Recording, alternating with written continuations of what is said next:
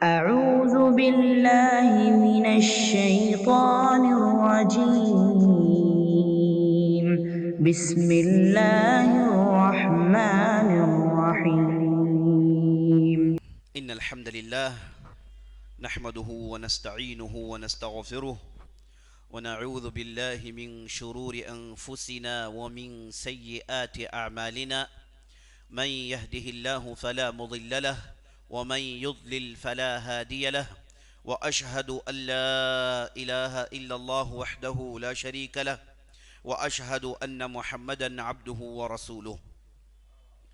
وبعد، وقال الله تبارك وتعالى: واعلموا أنما غنمتم من شيء فأن لله خمسه وللرسول وذي القربى واليتامى والمساكين وابن السبيل. صدق اللہ العظیم. تمام قسم کی تعریفیں و بڑائی و بزرگی اللہ رب العالمین کے لیے ہے، جو ہمارا مالک حقیقی ہے، خالق حقیقی ہے، مدبر حقیقی ہے. لاکھوں کروڑوں درود و سلام ہو محمد رسول اللہ صلی اللہ علیہ وسلم پر، جنہیں اللہ تعالیٰ نے سارے کائنات کے لیے رحمت بنا کر مبعوث کیا. میں اللہ کی بارگاہ میں دعا کرتا ہوں کہ اللہ تعالیٰ جس طرح ہمیں اس مبارک مجلس میں جمع کیا ہے، اسی طرح ہمیں جنات الفردوس میں جمع کریں. آمین یا رب العالمین. جیسا کہ آپ کے علم میں ہے کہ ہم گزشتہ کی کئی مجالس صرف شیعہ کی تاریخ کی گفتگو کے لیے ڈیڈیکیٹ کیا ہے. ہم نے اب تک 4 سے زائد تقریباً مجالس منعقد کیے ہیں اسی موضوع کو لے کر. پہلے ہم نے شیعہ کے لفظ اور اس کا وجود، اس کے پیچھے کی جو تاریخ ہے، اس پر ہم نے سیر حاصل بحث کی.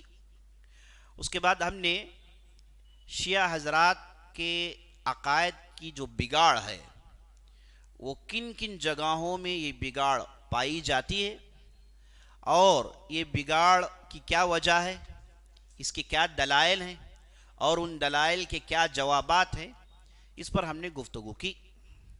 اور گزشتہ کی مجلس میں ہم نے یہ دیکھا کہ شیعہ حضرات جب ہم ان سے گفتگو کرتے ہیں، اور ان سے گفتگو کرنا اور انہیں سمجھانا، یہ بھی دعوت کا حصہ ہے.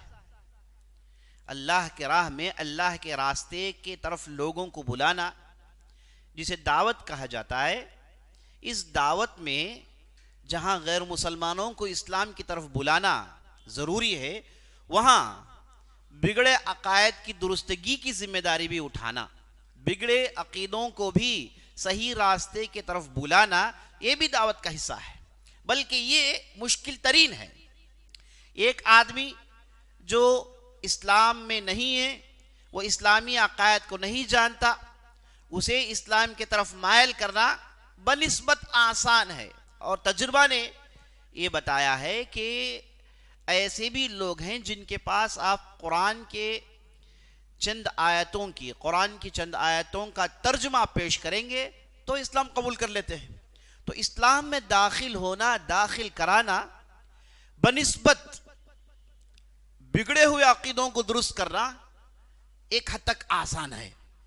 لیکن جو عقائد بگڑ گئے ہیں، غلط عقیدہ رکھتے ہیں، اسلامی عقیدے کو جاننے کی کوشش نہیں کرتے، بلکہ اپنے پرانے توہمات میں ڈوبے ہوئے ہیں، ایسے لوگوں کی درستگی بڑی مشکل ہوتی ہے. اس میں خاص طور پر وہ فرقے داخل ہیں جو سمجھتے ہیں کہ وہ حق پر ہیں، اور ان کے پاس اپنی بات کو ثابت کرنے کے لیے کچھ نہ کچھ دلائل ان کے پاس موجود ہیں. ان سے گفتگو کرنا، ان کے سامنے حقیقت پیش کرنا اور ان کے دلائل کو توڑنا، یاد رکھ لیجیے، یہ بھی بہت بڑی عبادت ہے، اور یہ وقت کا تقاضا ہے کہ غلط عقیدوں کو درست کیا جائے. تو یہ جو ہمارے معاشرے میں شیعہ اور شیعہ افکار، اسے ترویج دی جاتی ہے اور اسے لوگوں کے اندر پھیلایا جاتا ہے، اور بہت سارے اہل سنت انہوں نے ان عقائد کو سن کر اپنے آپ کو ان کے راستے میں ڈال لیا ہے.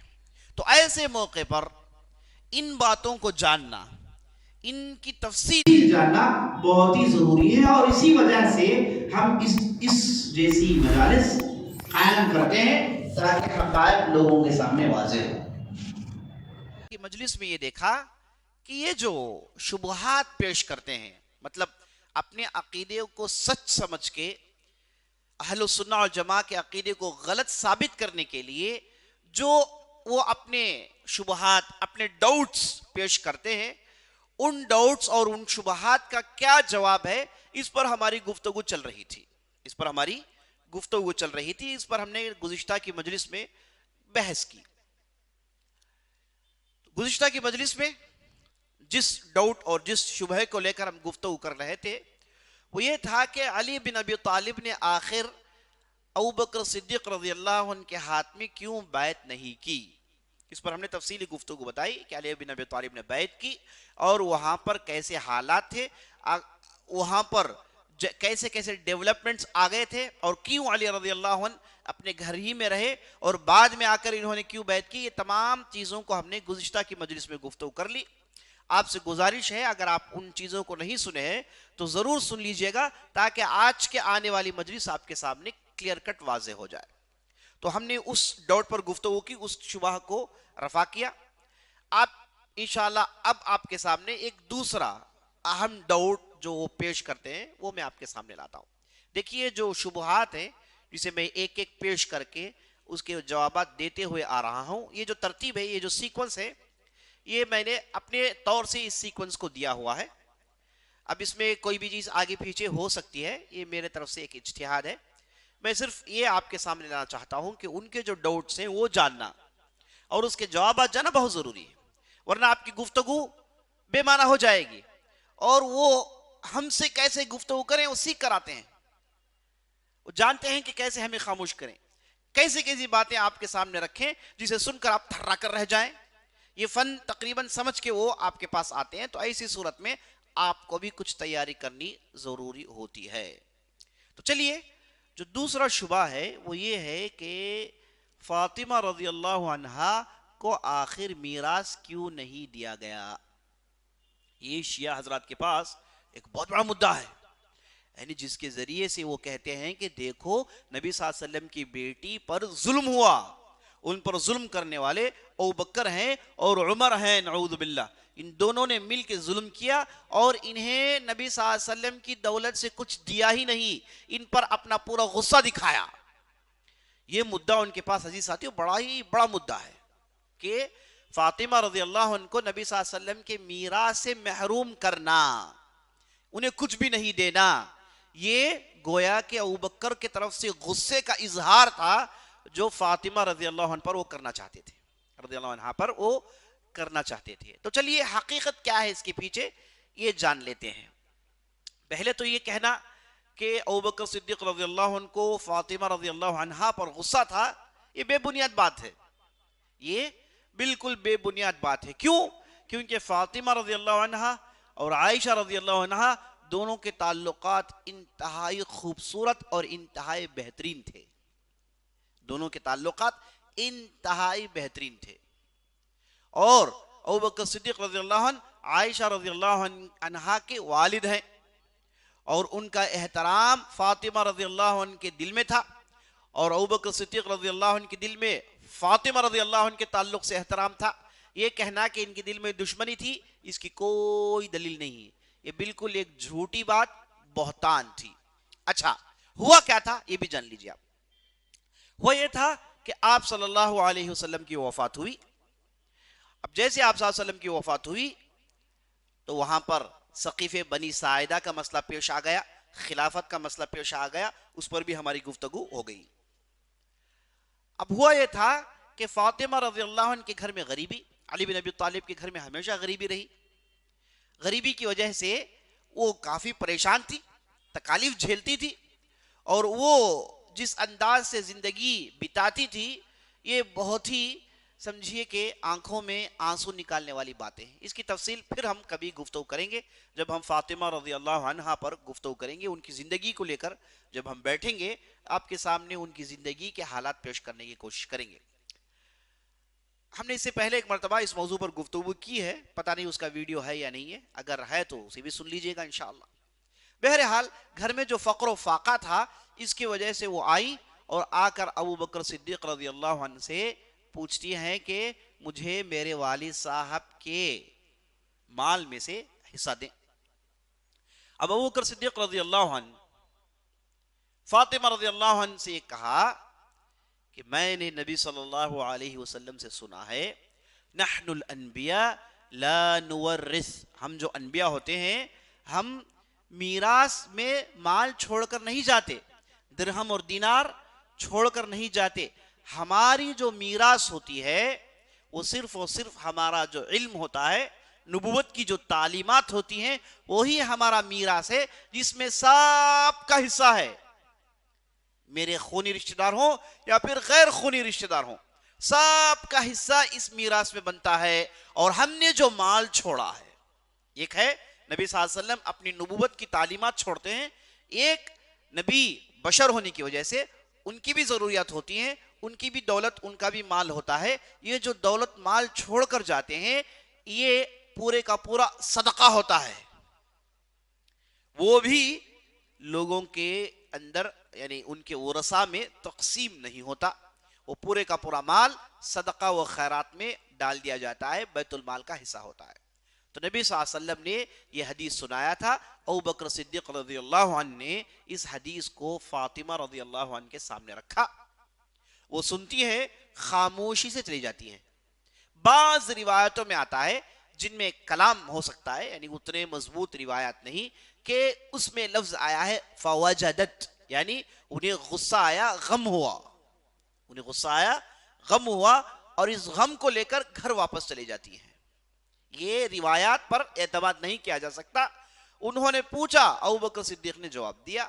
انہوں نے کہا, ابو بکر صدیق نے اس بات کو سنی اور اس پر جواب دیا, وہ واپس چلی گئی. بات یہیں سے ختم ہو گیا, یہیں سے بات ختم ہو گئی. لیکن بات کا بتنگڑ بنانے والوں نے اسے خوب ہوا دی, اسے بڑا موضوع بنانے کی کوشش کی. کہا کہ دیکھو یہ اس لیے کیا گیا کیونکہ ابو بکر صدیق رضی اللہ عنہ نہیں چاہتے تھے کہ آل رسول کو کچھ فائدہ ہو. ابو بکر صدیق رضی اللہ عنہ کو یہ پسند نہیں کہ نبی صلی اللہ علیہ وسلم کے خاندان والوں کو کچھ فائدہ ہو. جیسے انہوں نے علی سے خلافت چھین لی ویسے وہ ہمیشہ آل رسول سے دشمنی کرتے تھے. جیسے یہ جھوٹ بہتان باندھتے ہیں, ان لوگوں کو اس واقعے سے ایک بیس بن گیا کہ دیکھو انہوں نے انکار کر دیا, یعنی فاطمہ رضی اللہ عنہ اور ان کے خاندان والوں کو بھوک و پیاس میں چھوڑا, فقر و فاقہ میں تڑپنے چھوڑا, مال نہیں دیا. یہی ان کا ایک سٹرونگ شبہ, ایک سٹرونگ ڈاؤٹ ہے. جواب کیا ہے؟ جواب آسان ہے. جب نبی صلی اللہ علیہ وسلم کی حدیث سامنے آ گئی, اب اس میں جواب دینے کی کیا بات ہے؟ ابو بکر صدیق رضی اللہ عنہ نے اگر اس حدیث کو نعوذ باللہ انہوں نے گھڑا تھا تو دوسرے صحابہ کھڑے ہو جاتے, کہہ دے کہ بھئی ایسی حدیث ہے ہی نہیں, جبکہ دوسرے کئی صحابہ نے اس حدیث کو سنا ہے اور قرآن اس پر شاہد ہے. یہ جو انبیاء علیہ السلام جو اپنا مال چھوڑ جاتے ہیں یہ مال ہمیشہ صدقہ ہوتا ہے. انبیاء کی وراثت ان کی نبوت اور نبوت کی تعلیمات ہوتی ہیں. انبیاء کی وراثت ان کی دولت کبھی بھی نہیں, نہ کہ نبی صلی اللہ علیہ وسلم نہ اس سے پہلے. اسی لیے اس حدیث میں نبی صلی اللہ علیہ وسلم نے کہا نحن الانبیاء, نحن معشر الانبیاء, ہم انبیاء دولت درہم دینار چھوڑتے نہیں. ما ترکناہ صدقہ, ہم جو چھوڑ جاتے ہیں وہ صدقہ ہوتا ہے. اب قرآن کی اس کی دلیل موجود ہے. اب چلیے سلیمان علیہ السلام کے اس واقعے کو پڑھیے جو سورہ نمل کے اندر ہے. قرآن میں اللہ نے کہا فورث سلیمان داود, سلیمان نے داؤد کی وراثت حاصل کی. سلیمان نے داؤد کی وراثت حاصل کی. اس کے بعد آیت کیا کہتا ہے؟ علمنا منطق الطیر, ہمیں اللہ نے نبوت کے ذریعے سے جانوروں کی زبان سکھائی. دوسرے جو معجزات ہیں اس کا ذکر ہے. تو اسے معلوم ہوا کہ یہاں پر سلیمان کو جو داؤد کی وراثت ملی وہ نبوت تھی. یہاں پر بات نبوت کی چل رہی ہے، ورنہ داؤد علیہ السلام کی کئی اولاد تھی، کئی 100 اولاد تھی، یعنی 1 2 10 12 نہیں، ان کی 100 سے زیادہ اولاد تھی. کس کی؟ داؤد علیہ السلام کی. اور انبیاء علیہ السلام کی زیادہ بیویاں ہوتی ہیں. اور نبی صلی اللہ علیہ وسلم کے پہلے بنی اسرائیل میں اللہ نے انبیاء کو اجازت دے رکھی تھی کہ وہ جتنی چاہے شادی کر سکتے ہیں، کیونکہ وہاں پر نبی کی نسل یعنی نیک لوگوں کی نسل بڑھنی چاہیے، ہے کہ ورنہ یہ برے لوگ غالب آ جائیں گے. نیک لوگوں کی نسل ہمیشہ زیادہ ہونی چاہیے. اسی لیے نیک لوگوں کو اللہ نے ہمیشہ حکم دیا کہ تم لوگ زمین میں آبادی پھیلاؤ، نیک نسل کو تیار کرو. اور سلیمان علیہ السلام کو تو یہ حکم تھا. اسی لیے ہم نے ان کے واقعے میں دیکھا کہ انہوں نے ایک بار کیا کہا کہ میں آج اتنی بیویوں کے پاس میں جاؤں گا اور ان میں جتنے بھی اولاد پیدا ہوں گے سب کو میں اللہ کے راہ میں مجاہد بنانے والا ہوں. تو یہ ہمیشہ سے انبیاء علیہ السلام کی سنت رہی کہ وہ اپنے نیک نسل کو آگے بڑھاتے ہیں، ورنہ باطل لوگ آگے ہو جائیں گے، زیادہ ہو جائیں گے. وہی کچھ ہوگا جو آج دنیا میں ہو رہا ہے. نیک لوگوں کو مارجنائز کر دیا گیا، برے لوگ طاقت حاصل کر گئے. اب ان کے ہاتھ میں جب طاقت گئی تو ہوا کیا؟ دنیا کو کیا ملا ہے؟ دیکھیں آپ، فقر و فاقہ، غریبی، پریشانی، جھگڑا، امن ختم. یہ جو بھی آپ دیکھتے ہیں اس کی بنیادی وجہ یہ ہے کہ اچھے لوگوں کے ہاتھ میں طاقت نہیں ہے، برے لوگوں نے طاقت کو اپنے ہاتھ میں لے لیا ہے. جب ان کے ہاتھ میں طاقت آئی، انہوں نے پوری اپنی نفس کی پرستش کی، اپنے مزے کی باتیں کی، اور جہاں کہیں بھی پابندی کی بات آئے، جہاں کہیں بھی دین کی بات آئے، ان لوگوں نے دھڑلے سے اس کی مخالفت کی. کہا کہ یہ دین کی باتیں ہیں، یہ ریلیجیس باتیں ہیں، اسے اور ہماری زندگی سے کوئی تعلق نہیں. یہ کہہ کہ انہوں نے جانور بننے کے لیے اپنے آپ کو تیار کر لیا ہے. کیا کیسی بے حیائیاں، نعوذ باللہ، بے حیائیاں اپنی پوری ویرائٹیز کے ساتھ موجود ہیں. یعنی انسان سوچ بھی نہیں سکتا کہ ایسے بھی کبھی انسان گر جائے گا. نعوذ باللہ، کتنی برائیاں گنائیں. تو بتانے کا مقصد یہ ہے کہ جب حق لوگ اپنی نسل نہیں بڑھائیں گے، اپنی نسل کی تیاری نہیں کریں گے، تو نیک لوگ تو ہمیشہ سے شیطان کے چھیلے، برے لوگ ہمیشہ سے شیطان کے چھیلے ہوتے ہیں برے لوگ. اب ان کی نسل یہ لوگ بڑھائیں گے، اب ان کے ہاتھ میں پوری طاقت چلی جائے گی. اس لیے شروع سے یہ حکم تھا انبیاء علیہ السلام کو کہ وہ زیادہ سے زیادہ شادیاں کریں اور نیک نسل تیار کریں. تو سلیمان علیہ السلام نے بھی یہی کیا. انہیں وراثت ملی داؤد علیہ السلام سے نبوت کی، جبکہ داؤد علیہ السلام کی کئی اولاد تھی. ان تمام اولاد میں اللہ نے سلیمان کا نام لیا. کہا کہ سلیمان کو داؤد کی وراثت ملی، تو یہاں پر وراثت سے مراد نبوت تھی اور نبوت کی تعلیمات تھی. اسے آپ اچھی یقین سے جان لیجئے، قرآن اس پر شاہد ہے. اگر داؤد علیہ السلام کی وراثت مادی وراثت یعنی مالی وراثت کی اگر بات ہو تو یہ پھر ظلم ہو جائے گا، ہے کہ نہیں؟ داؤد علیہ السلام کی کئی نسل ہے، ان کسی بھی اللہ نے انہیں وراثت نہیں دی، صرف سلیمان کو وراثت دی، تو یہ تو پھر ظلم ہو گیا ہے. دوسری اولاد کہاں جائے گی؟ دوسری اولاد کو تو باپ کی وراثت میں حصہ ملنا چاہیے. تو اللہ نے ان کا ذکر نہیں کیا، صرف سلیمان کا ذکر کیا. یہ تو ظلم ہو جائے گا جو اللہ نہیں کرتا. وَمَا اللَّهُ بِي ظَلَّامٍ بِالْعَبِيدِ، اللہ سبحانہ وتعالی بندوں پر ظلم نہیں کرتا، تو پھر ظلم کی بات ہو جائے گی. تو یہاں پر سلیمان علیہ السلام کا ذکر اس لیے آیا اور وراثت کا ذکر اس لیے آیا کیونکہ سلیمان ہی کو حقیقی وراثت نبوت کی اللہ نے دی. داؤد علیہ السلام کی کسی دوسری اولاد کو اللہ نے نبوت کی وراثت نہیں دی. یہاں پر بات جو وراثت کی ہو رہی ہے یہ پوری کی پوری نبوت کو لے کر ہو رہی ہے، یہاں پر مال و دولت کی بات نہیں ہو رہی ہے. قرآن اس پر شاہد ہے. اچھا، اور ایک دلیل دیکھیے آپ، زکریا علیہ السلام، ہم نے ان کے واقعہ سنا. زکریا علیہ السلام نے کیا دعا کیا؟ یرثنی ویرث من آل یعقوب واجعلہ رب رضیا.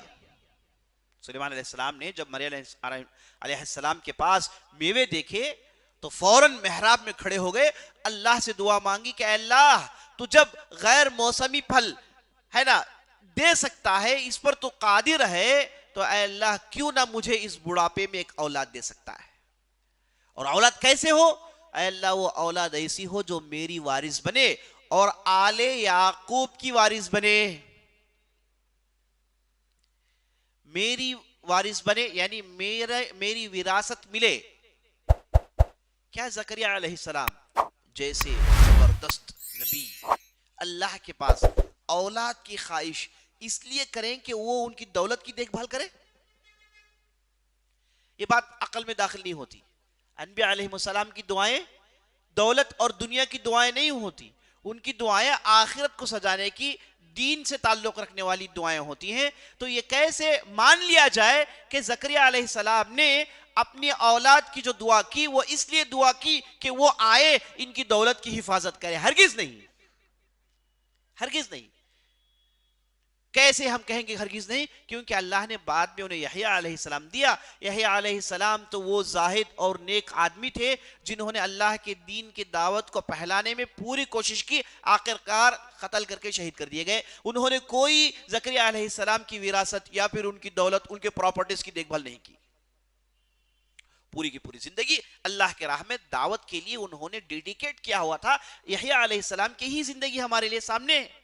کہیں پر بھی نہیں ملتا کہ یحییٰ علیہ السلام نے زکریا علیہ السلام کی پراپرٹیز کی حفاظت کی ہو یا پھر ان کی دولت کی حفاظت کی ہو یا پھر وہ پیسے انہیں ملے ہو، کہیں پر بھی نہیں ملتا۔ تو زکریا علیہ السلام کا یہ کہنا یرثنی، میرے وہ وارث بنے، تو اسے مراد نبوت کی بات ہو رہی ہے یہاں۔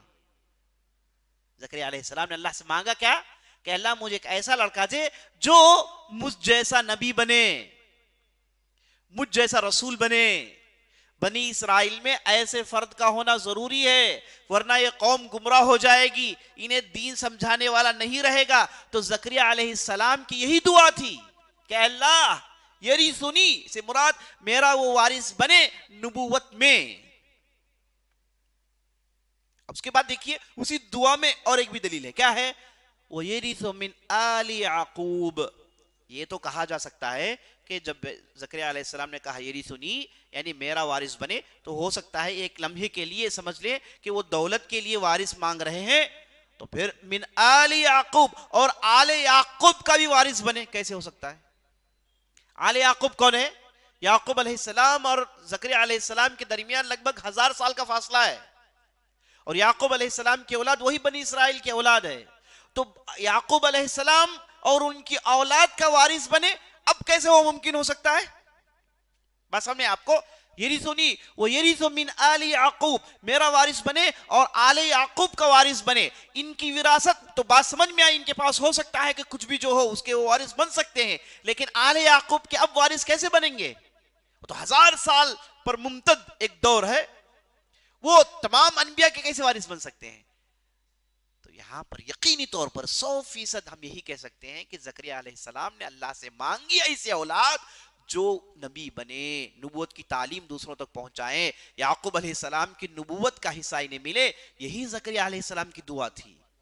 تو یہ جو سلیمان اور زکریا ان دو آیتوں کے ذریعے سے، قرآن کی اس دلیل سے یہ بات واضح ہو گئی کہ انبیاء علیہ السلام اپنے وارث نہیں چھوڑتے، یعنی اپنی دولت، اپنے مال کا کوئی وارث نہیں ہوتا، البتہ یہ جو وراثت میں چھوڑتے ہیں وہ نبوت کی تعلیم ہوتی ہے، بس ان کا چھوڑا ہوا پورے کا پورا مال صدقہ ہے۔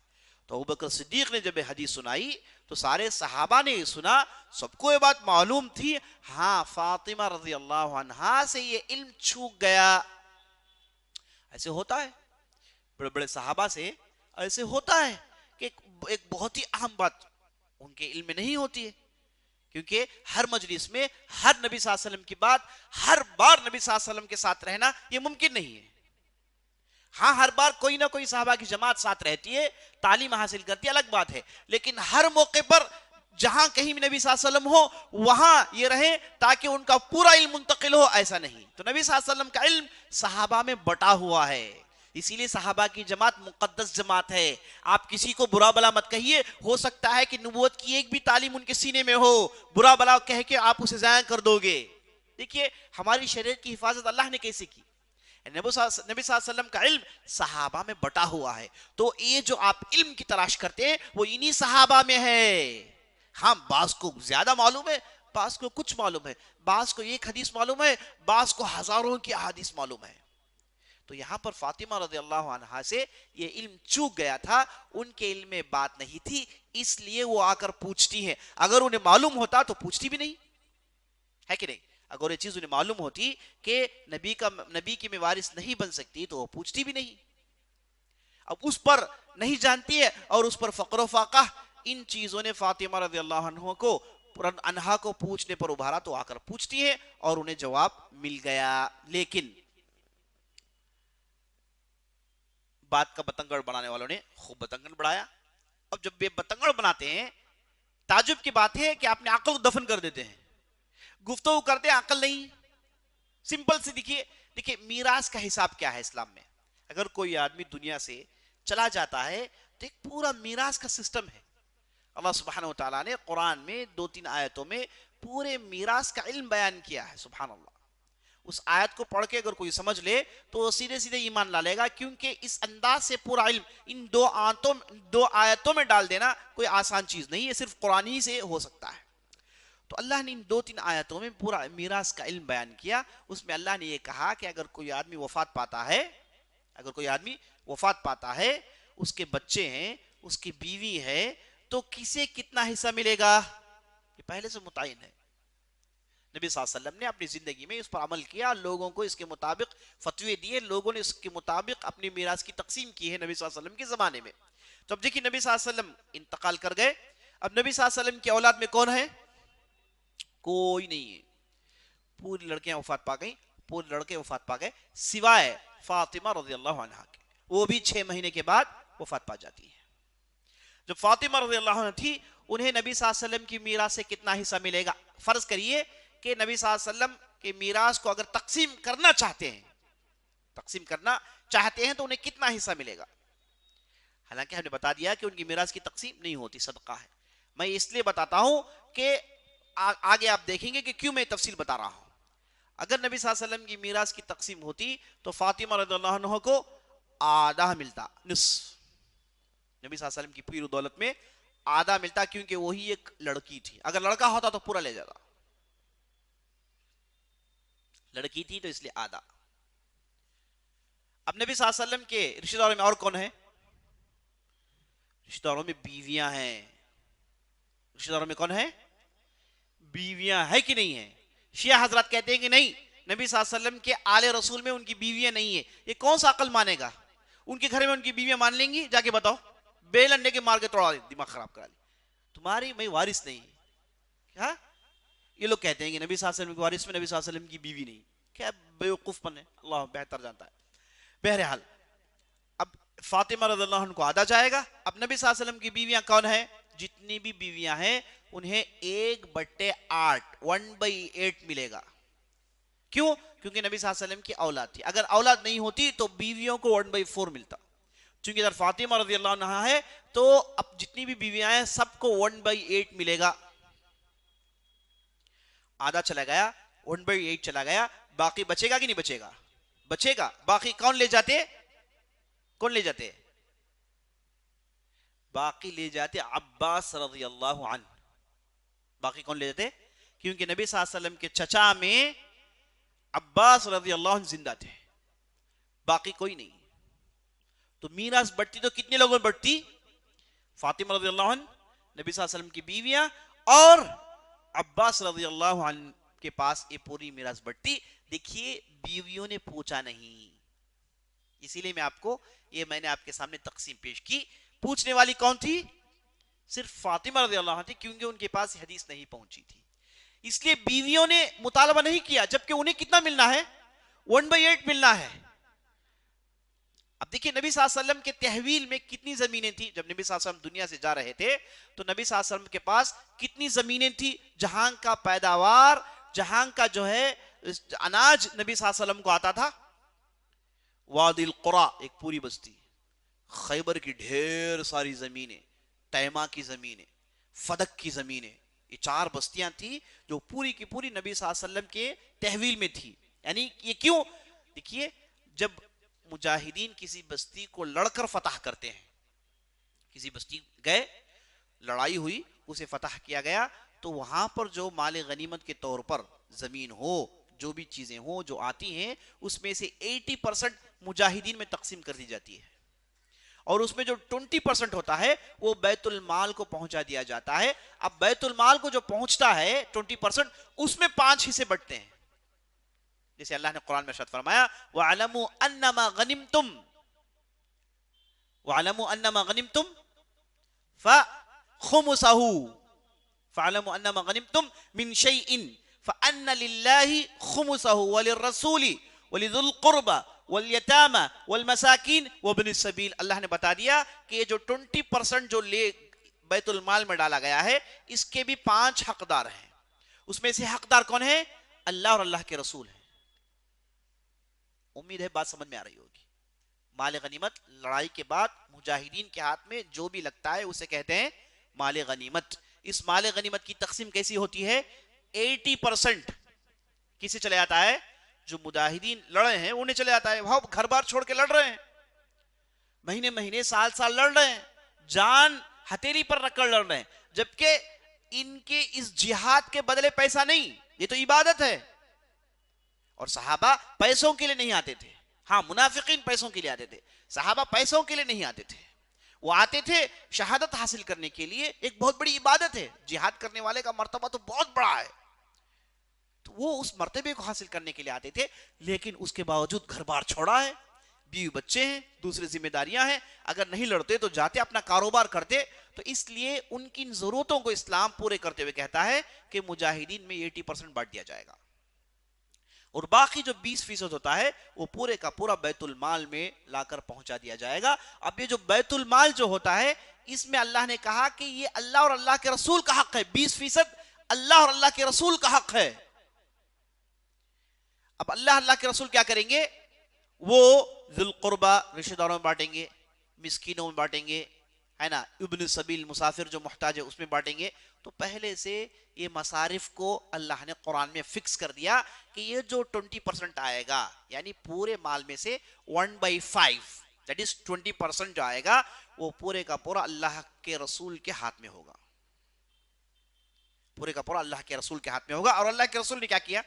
آپ صلی اللہ علیہ وسلم کی زندگی پوری آپ کے سامنے موجود ہے کہ نہیں؟ یہ زمین آنے سے پہلے، زمین نہیں آنے سے پہلے آپ صلی اللہ علیہ وسلم کی وہی زندگی ہے۔ ایک مرتبہ نماز پڑھتے ہیں، فجر کی نماز، سلام پھیرتے ہیں، اچانک چھلانگ لگا کہ نبی صلی اللہ علیہ وسلم دوڑتے ہیں۔ صحابہ کو تعجب ہوا کہ بھائی اتنی تیزی سے جانے کیا ضرورت ہوئی؟ جو واپس نبی صلی اللہ علیہ وسلم آئے تو صحابہ نے پوچھا یا رسول اللہ، آپ آج ایک ایسی حرکت کیے ہیں، بڑا تعجب ہوا ہمیں، آپ کہاں گئے؟ تو نبی صلی اللہ علیہ وسلم نے کہا کہ میرے گھر میں ایک سونے کی کمبی رہ گئی تھی، اور وہ میرے گھر میں ایک رات بتا چکی ہے، میں نہیں چاہتا کہ اور وقتوں میں گھر میں بتائے۔ گئے اللہ کے راہ میں دیا، پھر واپس آئے۔ یعنی نبی صلی اللہ علیہ وسلم نے پوری زندگی ایسی ہی بتائی، اور جب نبی صلی اللہ علیہ وسلم وفات پا رہے تو نبی صلی اللہ علیہ وسلم کے صرف 2 جوڑے کپڑے تھے، اور نبی صلی اللہ علیہ وسلم ایک یہودی کے پاس قرض دار تھے، یعنی جو بھی آتا تقسیم کر دیتے تھے، جبکہ ان کا حق تھا جیسے چاہے تقسیم کریں، جیسے چاہے استعمال کریں۔ مال غنیمت میں 20% بہت زیادہ ہوتا ہے۔ اچھا، وہ بستیاں جو بغیر لڑائی کے فتح ہو گئیں، اب جو ہم نے بات کی وہ جن بستیوں میں لڑائی ہوئی وہاں پر جو مال غنیمت ملا، اس کا میں نے کیلکولیشن آپ کے سامنے، حساب کتاب آپ کے سامنے رکھا۔ بعض بستیاں ہیں بغیر لڑائی کے سیدھے سیدھے ہتھیار ڈال دیتے ہیں، جیسے خیبر کے بعض علاقے اور فدق کی زمین، تیمہ، قرا، یہ بستیاں ہیں، انہوں نے لڑائی نہیں لڑی، دیکھا کہ مسلمان آ گئے، کہا کہ لو بھائی یہ کنجیاں آپ لے لیجئے، ہم سے لڑائی مت لڑیے۔ تو جو بستیاں بغیر لڑائی کے فتح ہو گئی وہ پوری کی پوری نبی صلی اللہ علیہ وسلم کنٹرول میں ہوتی ہیں۔ بات سمجھ میں آئی؟ جو بستیاں بغیر لڑائی کے فتح ہوئی وہ پوری کی پوری اس کا حساب کتاب پورے کا پورا کس کے پاس ہوتا ہے؟ نبی صلی اللہ علیہ وسلم کے پاس ہوتا ہے۔ تو فدق کی زمین، تیمہ کی زمین، یہ جو بستیوں کے نام بتا رہا ہوں میں، یہ پورے کے پورے نبی صلی اللہ علیہ وسلم کے، اس میں جتنا بھی پیداوار ہوگا پورے نبی صلی اللہ علیہ وسلم کے پاس ہے۔ اب اس میں پرسنٹیج کچھ بھی نہیں، پورے کا پورا، لڑائی ہو تو پرسنٹیج، بغیر لڑائی ہو تو اسے کہتے ہیں فے، اور فے یہ پورے کا پورا نبی صلی اللہ علیہ وسلم کے کنٹرول میں ہوتا ہے۔ اور نبی صلی اللہ علیہ وسلم نے اس میں بھی کیا کیا؟ اپنے لیے کچھ نہیں اٹھایا، وہ بھی پورے کا پورا تقسیم کر دیتے تھے، پورے کا پورا تقسیم کر دیتے تھے نبی صلی اللہ علیہ وسلم۔ اس میں اپنے بیوی بچوں کا خرچ نکالتے، بیویاں تھیں، گھر بار تھا، اس میں سے خرچ نکالتے، انہیں دے دیتے، اور بقیہ سب تقسیم جو اخراجات کے لیے پیسے دیتے، امہات المومنین نے ایک مرتبہ شکایت کر دی، کہا کہ آپ بہت کم اخراجات کے لیے پیسے دیتے ہیں. تو اللہ سے حکم آیا کہ نبی صلی اللہ علیہ وسلم سب کو جمع کر دو اور سامنے پیش کر دو کہ تمہیں اللہ چاہیے، پیسے چاہیے. اگر تم اللہ اور آخرت چاہتے ہو تو ایسے ہی زندگی ہوگی. اگر تمہیں دنیا چاہیے، آؤ میں تمہیں طلاق دے دیتا ہوں، جس سے چاہے شادی کر لو، راحت کی زندگی گزار لو. سیدھے سیدھے اللہ نے قرآن میں احزاب میں آیتیں نازل کر دی. کہا کہ تمہیں دولت چاہیے، آسائش چاہیے، اچھی زندگی چاہیے، تو پھر نبی صلی اللہ علیہ وسلم تمہیں طلاق دے دیں گے. فَتَعَالَيْنَ أُمَتِّعْكُنَّ وَأُسَرِّحْكُنَّ سَرَاحًا جَمِيلًا، آئیے میں تمہیں پیسے دیتا ہوں اور تمہیں چھوڑ دیتا ہوں، تمہیں جہاں چاہے جا کے رہ جاؤ. نبی صلی اللہ علیہ وسلم کے پاس اخراجات کے لیے اتنے پیسے ملیں گے. حالانکہ نبی صلی اللہ علیہ وسلم پاس اگر دینا چاہیں تو لٹا سکتے ہیں، اتنا پیسہ ہے، لیکن نبی صلی اللہ علیہ وسلم نے سب کچھ لوگوں کو دیا، سب کچھ اللہ کے لیے خرچ کیا. یعنی جو پیسے ان کے لیے اس میں بھی نبی صلی اللہ علیہ وسلم نے پورے کا پورا دے دیا. یہی نبی صلی اللہ علیہ وسلم کی زندگی ہے، ایسے ہی نبی صلی اللہ علیہ وسلم نے زندگی گزاری. تو بات جو ہماری چل رہی کہاں سے نکلی کہ فاطمہ رضی اللہ عنہا انہوں نے میراث کا مال پوچھا. وہ اس لیے پوچھا کہ وہ نہیں جانتی تھی، جبکہ وہاں پر امہات المومنین تھے، انہوں نے نہیں پوچھا. جبکہ معلوم تھا کہ 1/8 بہت بڑا حصہ ہوتا ہے، لیکن انہوں نے مانگا نہیں، اور عباس رضی اللہ عنہ نے بھی مانگا نہیں. تو اس سے معلوم ہوا حقدار 3 ہیں، ایک آ کے مانگ رہے تو مانا کیا اس کا؟ انہیں اس بارے میں معلوم نہیں، دوسروں نے پوچھا بھی نہیں. کہیں پر بھی دلیل نہیں ملتی کہ صحابی امہات المومنین گئے ابوبکر صدیق کے پاس اور کہا کہ چلو حصہ بانٹا کرو.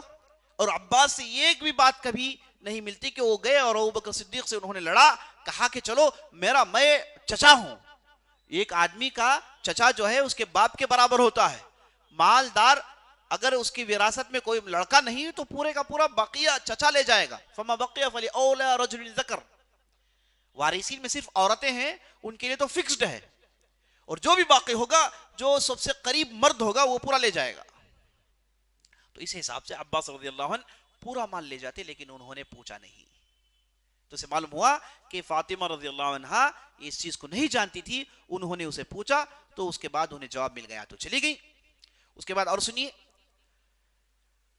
ابوبکر صدیق، فرض کریے نعوذ باللہ ابوبکر صدیق نے ان پر ظلم کیا، ٹھیک ہے، نہیں دیا فاطمہ رضی اللہ عنہ کو، جن کے پاس جو بڑا مسئلہ بناتے ہیں. فرض کریے کہ ابوبکر صدیق نے ظلم کیا، ٹھیک ہے. اس کے بعد عمر رضی اللہ عنہ کا زمانہ آیا. عمر رضی اللہ عنہ کون ہے؟ فاطمہ رضی اللہ عنہ کی وفات ہو گئی. کب ہوئی؟ ابوبکر صدیق رضی اللہ عنہ کی خلافت میں ہو گئی. اب فاطمہ رضی اللہ عنہ کا جو حق ہے وہ کس میں تقسیم ہوگا؟ ان کی 4 اولاد تھی. کون کون؟ حسن، حسین، ام کلثوم، زینب، اور ان کے شوہر علی. ان کا مال، ان کا جو حصہ ہے، ان کا جو شیئر ہے وہ ان لوگوں میں تقسیم ہوگا، ان کے بچے اور ان کے شوہر میں. ہوگا نہیں ہوگا؟ ہوگا. اور عمر بن خطاب کون ہے؟ فاطمہ رضی اللہ عنہ کی ایک لڑکی جن کا نام ام کلثوم تھا، ان کے شوہر ہیں، ہے کہ نہیں؟ جب وہ ان کے شوہر ہیں تو ان کی ساس یعنی فاطمہ رضی اللہ عنہ کا شیئر ان کی بیوی کے لیے لے کر دیں گے نہیں دیں گے؟ لے کر دیں گے نہیں دیں گے؟ وہ خود خلیفہ ہیں. عمر رضی اللہ عنہ کیا ہیں؟ خلیفہ ہیں. اگر یہ مال ابوبکر صدیق نے ظلمن نہیں دیا ہوتا تو عمر بن خطاب کیا کرتے؟ ان کی بات کے حساب سے ہی ہم کہیں گے کہ وہ دولت کے لیے کیا کریں گے؟ کہیں گے کہ بھائی میری بیوی کا حصہ ہے اس میں، چلو حصہ بٹا کرو. لیکن کہیں پر بھی نہیں ملتا کہ عمر بن خطاب نے حصہ بٹا کیا ہو. اس کے بعد زمانہ آیا عثمان کا رضی اللہ عنہ. عثمان رضی اللہ عنہ نے بھی یہ نہیں کیا. اس کے بعد زمانہ کس کا آیا؟ علی بن ابی طالب کا زمانہ آیا. یہ کون ہے؟ یہ ڈائریکٹ حقدار ہے، ان کے ہاتھ میں پورا کنٹرول ہے. یہ کیا کرتے کہ بھائی دیکھو تینوں نے ظلم کیا، نعوذ باللہ، اب میرا زمانہ آ گیا، جتنی بھی زمینیں لاؤ اسے تقسیم کرو، اس میں بانٹو، میرا حصہ کتنا ہے نکالو، اس میں میرے بیوی کا اتنا حصہ ہے، میرے بچوں کا اتنا حصہ ہے، نکالو. کہتے نہیں کہتے آدھا ملے گا انہیں، کیونکہ فاطمہ رضی اللہ عنہ ہاف شیئر کی حقدار تھی. تو علی بن ابی طالب اور ان کے بچے اس ہاف میں ان کا حصہ بنتا ہے، لیکن علی بن ابی طالب نے نہیں کیا. تو اسی لیے بعض ایک شیعہ حضرات سے ایک صاحب کی گفتگو ہوئی، ان سے پوچھا گیا کہ بھائی فاطمہ پر ابو بکر صدیق نے ظلم کیا؟ کہا کہ ہاں ظلم کیا، نہیں دیا مال۔ عمر بن خطاب نے ظلم کیا؟ ہاں انہوں نے ظلم کیا، وہ بھی ظالم ہے نعوذ باللہ۔ عثمان، کہا کہ وہ بھی ظالم ہے۔ علی، کہا کہ علی ظالم نہیں ہے۔ وہ کیسے بھائی؟ جو غلطی کرنے کی وجہ سے تمہاری نظر میں ابو بکر صدیق ظالم ہے، اور جس غلطی کرنے کی وجہ سے عمر ظالم ہے، جس غلطی کرنے کی وجہ سے عثمان ظالم ہے، وہ غلطی علی بھی نے بھی کیا آپ کی نظر کے حساب سے، آپ کے حساب سے وہ غلطی علی بھی نے بھی کیا، اور انہوں نے بھی مال تقسیم نہیں کیا، وہ بھی تو ظالم بننا ہے۔ کوئی جواب نہیں ان کے پاس دینے کے لیے، کیونکہ اس جو ہے ایک بہتان، ایک جھوٹ باندھ رہے ہیں۔ اس لیے یہ جو شبہ ہے، یہ جو ڈاؤٹ ہے جس کی تفصیل آپ سن رہے ہیں، یہ بے بنیاد ہے۔ اسے میں نے آپ کے سامنے پوری تفصیل کے ساتھ رکھ دی کہ یہ فاطمہ رضی اللہ عنہ حدیث کو نہیں جانتی تھی، انہوں نے پوچھا، جب انہیں جواب مل گیا وہ خاموش ہو گئی۔ گھر میں علی بن ابی طالب یا پھر بچوں میں کوئی کدورت، کوئی دشمنی نہیں تھی۔ اگر ہوتی تو علی بن ابی طالب کرتے کیا تھے؟ جیسے ہی اپنا زمانہ آیا تو پورا مال تقسیم کرتے۔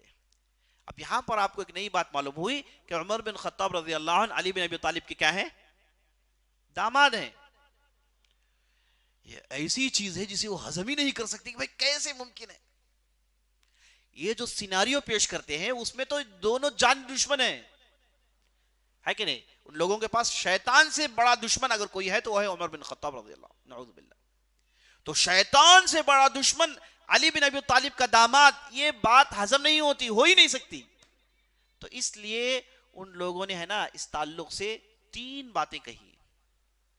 ان میں سے بعض لوگوں نے کہا کہ جیسے عمر بن خطاب خلیفہ بن گئے، عمر بن خطاب نے عباس کو بلا کر کہا کہ جاؤ علی سے کہو کہ وہ اپنی بیٹی کی شادی مجھ سے کر دے، ورنہ میں ان پر حد جاری کر کے ان کے ہاتھوں کو کاٹ دوں گا۔ حد جاری کر کے ہاتھوں کو کاٹ دو۔ فوراً علی ڈر گئے اور وہ شادی کر دی۔ یہ ہم میں سے کوئی نہیں کرے گا کام، ہے نا؟ انتہائی بزدل، مکار، نکما ہی کام کر سکتا ہے۔ اور علی بن ابی طالب پر تم لوگ تہمت باندھ رہے ہو؟ وہ تو شیر خدا تھے، وہ فاتح خیبر تھے، وہ بدر کے میدان میں ان کی جو شجاعت تھی ساری دنیا جانتی ہے، شیر دل آدمی ہے۔ ایسے مضبوط آدمی، ان کے حق میں غلو کرنے والے، تم لوگ پتہ نہیں کہ تم دشمنی میں کیا بک رہے ہو۔ یہ کہتے ہیں کہ عمر بن خطاب نے ڈرا کر ان کی بیٹی سے شادی کر لی۔ یہ ان کی کتاب کافی میں لکھی ہوئی بات ہے۔ یہ کوئی جو ہے جنرل پبلک بیان سن کے بات نہیں بتا رہا ہوں میں، ہے نا؟ یہ ان کی جو ہے کافی میں لکھی ہوئی بات ہے کہ عمر بن خطاب نے انہیں تھرٹ کیا، کہا کہ بیٹی شادی کرو ورنہ تو میں 2 ہاتھ کاٹ دوں گا، اور علی ڈر گئے اور شادی کرا دی۔ اب پہلے تو بات یہ ہے کہ عمر بن خطاب رضی اللہ عنہ کو شادی کرنے کی کیا ضرورت پڑی علی بن ابی طالب کی لڑکی سے؟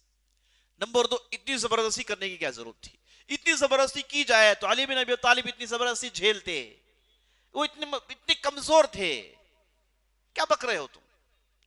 تو یہ جتنی باتیں بتائی جاتی پوری کی پوری بیوقوف باتیں ہیں، بے بنیاد باتیں ہیں۔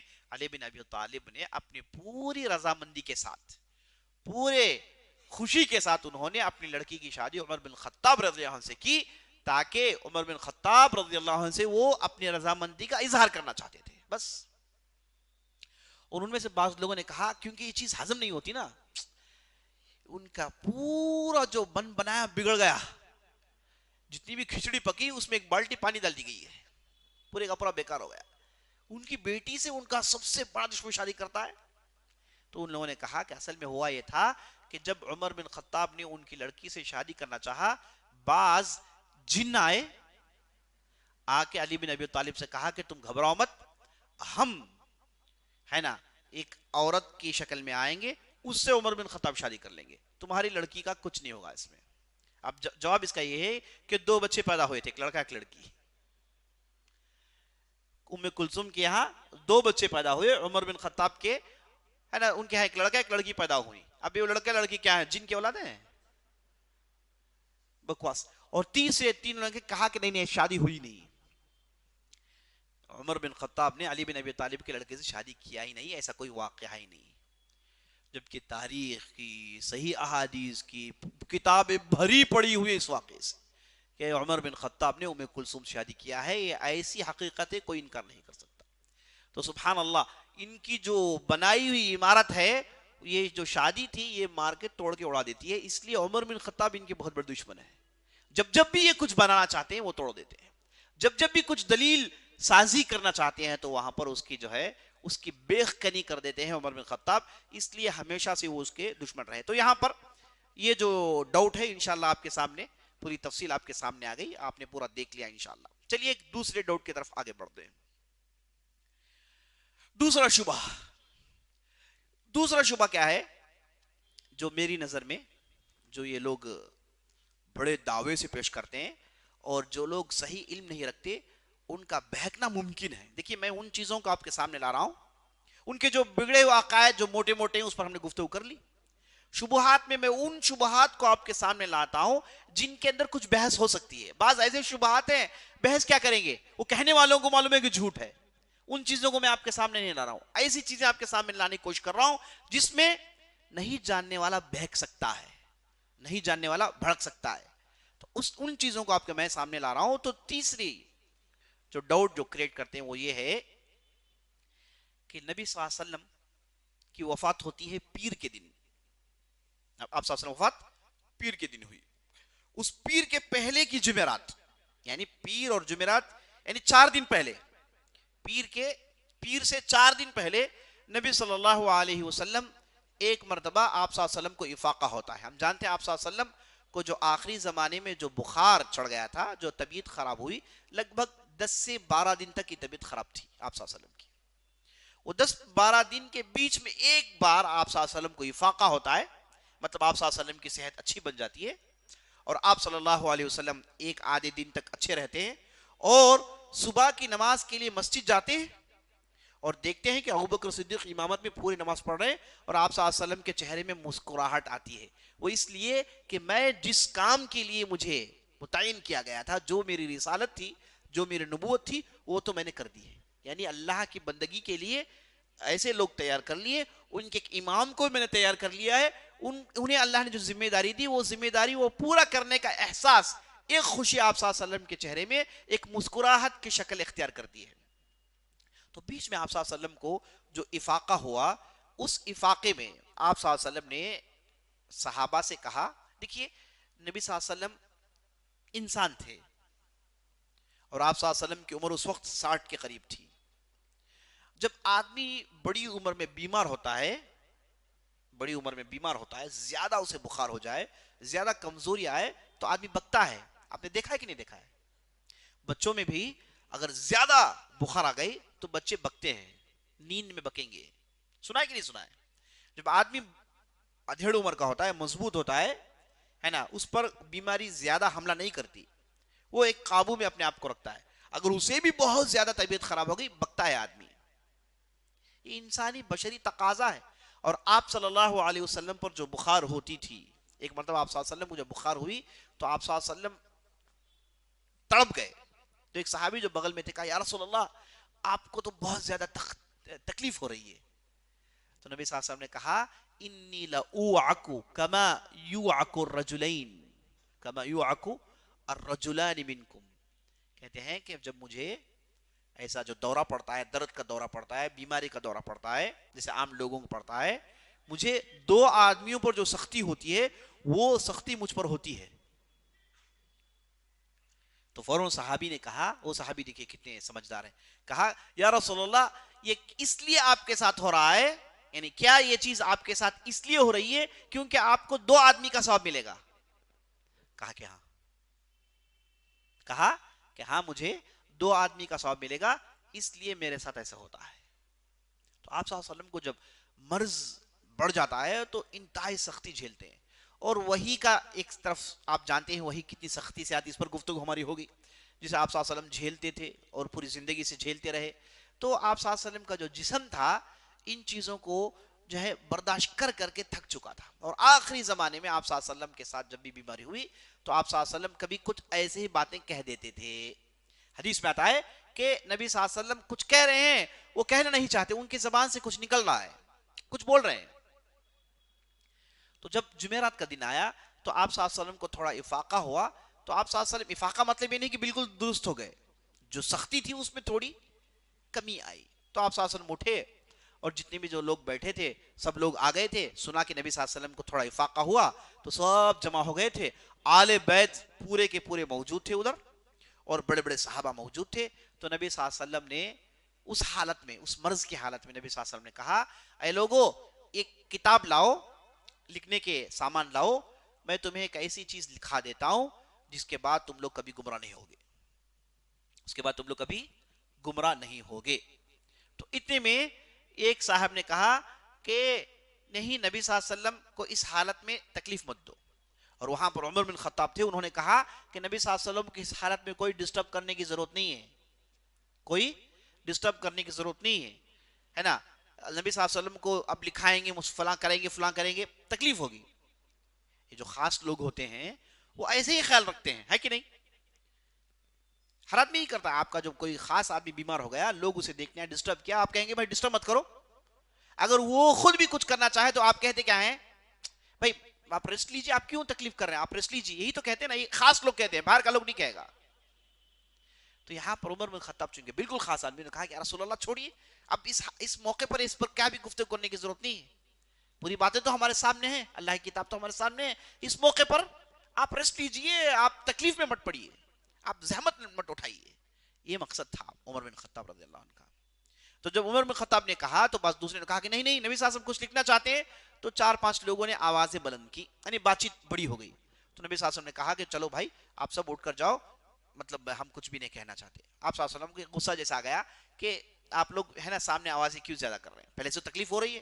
تو آپ صلی اللہ علیہ وسلم نے مجلس برخاست کر دی. اب ان لوگوں کو جیسے کہتے ہیں ڈوبتے کو تنکے کا سہارا ہے نا, اب ان لوگوں کو یہ چیز پکڑ لیے. انہوں نے کہا کہ ہاں, عمر بن خطاب کو معلوم تھا کہ نبی صلی اللہ علیہ وسلم یہاں پر علی بن ابی طالب کو خلافت دینا چاہتے تھے. سیدھے سیدھے بس, ہے نا, جیسے کہتے ہیں کہ بلے کے خامے چھچڑے, ہے نا, انہیں یہی چیز لگی. بھائی دوسری بھی باتیں ہو سکتی ہیں, ہے نا.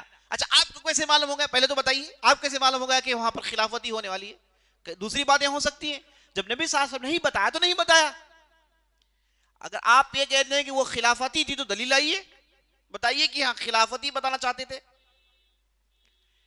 انہوں نے کہا کہ نہیں, یہاں پر اصل میں نبی صلی اللہ علیہ وسلم خلافت لکھ کر دینا چاہتے تھے کسے, علی بن ابی طالب کو. اور عمر بن خطاب نے یہاں پر کیا کیا, روک دیا.